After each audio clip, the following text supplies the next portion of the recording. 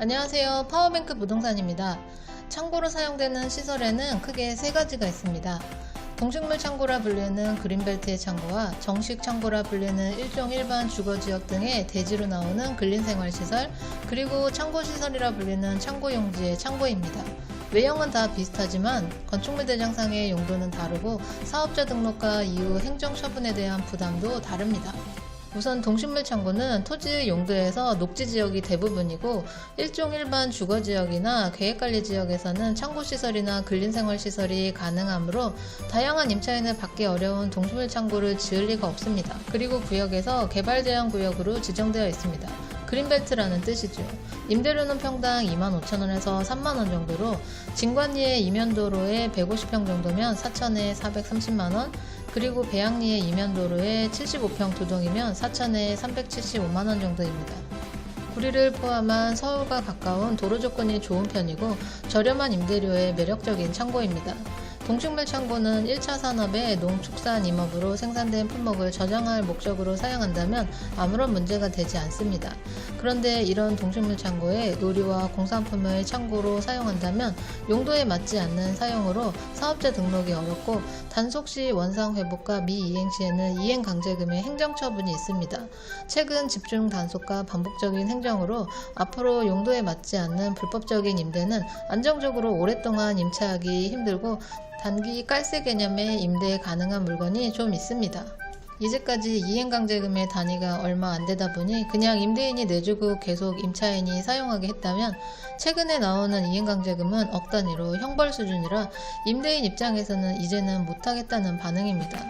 최근에 법이 바뀌거나 한 것이 아니고 그간 적당히 용인하고 특별히 신고가 들어가지 않으면 불법적인 행위에 대해서 방치했다면 이제는 제대로 일을 하겠다는 입장이라 뭐라고 할 수도 없는 상황입니다.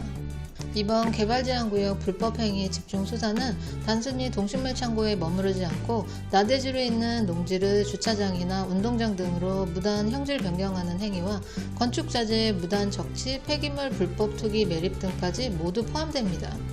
그러면서 훼손지 정비사업지가 뜨고 있습니다. 작년부터 시작해 일부 지역에서는 사업 승인이 났고 국토부 차원에서 추진하는 사업으로 사업지 발굴과 불법 창고의 양성화라는 이름으로 훼손지 정비사업지 신청 시부터 추가적인 이행강제금의 행정처분을 하지 않겠다고 했고 지금까지 사업지 내에서 단속을 하지 않고 있습니다. 길게는 2년에서 3년 정도 안정적으로 임차 가능한 상태입니다. 훼손지 정비사업지에 들어간 물건은 대부분 건물이 많이 낡았지만 대로변에 5년에서 10년 사이의 신축급의 임대료는 4만원에서 45,000원 선으로 나오고 있습니다. 배양리의 대로변 150평은 6천에 500만원이고 1패동 대로변의 신축급은 150평에 7천에 700만원입니다. 소매점이나 사무소 용도로 근린생활시설 창고를 사용하는 경우가 많은데 세부 용도에 대해서 크게 관여하지 않았고 정식 창고라는 이름으로 많이 사용하는 창고입니다. 특히 의약품 등 일부 업종은 창고시설에서 사업자 등록이 안되다 보니 근린생활시설만 찾는 경우도 있습니다.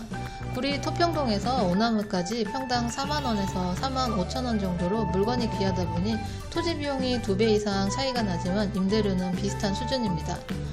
최근 높은 임대료로 근생창고가 많아지지만 150평 이상의 큰 창고보다는 허가와 건축이 쉬운 60평 미만의 창고를 여러 동으로 짓고 있습니다. 토평동의 110평 5천에 480만원이고 양지리의 60평 두 동도 5천에 480만원 정도입니다. 가장 만나기 힘든 창고시설의 창고입니다. 도로 조건과 인근 민원까지 일종 일반 주거지역에서는 허가도 힘들고 계획관리지역으로 찾아야 하니 구리와 가까운 남양주에는 없고 오남읍 정도에서 찾을 수 있는데 허가가 까다롭다 보니 최근에는 더 만나기 힘든 창고 임대입니다. 현재 매물은 없고 시세는 4만원에서 45,000원 정도입니다. 창고 임대는 기본 5톤 정도의 차량 진입이 가능하고 면적은 60평에서 150평 정도로 나옵니다.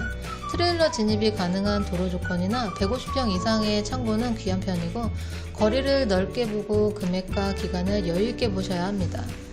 겉으로 볼 때는 다 비슷해 보이는 창고지만 공부상의 내용과 해당 업종이 사업자 등록을 하고 시설을 할 수 있는지 여부는 임차인들이 더 잘 알 거라고 봅니다. 단순히 도로와 면적만 볼 것이 아니고 허가와 등록에 대한 부분까지 계약 이전에 확인하시고 기타 계약 조건을 확인하시길 바랍니다. 물건은 많지 않고 그 안에서 면적으로 또 나누면 더 적고 거리를 좁게 한정한다면 물건은 보기 더 힘들죠. 구리 남양주의 창고 임대에 관한 저 자세한 상담도 파워뱅크 부동산으로 문의하세요.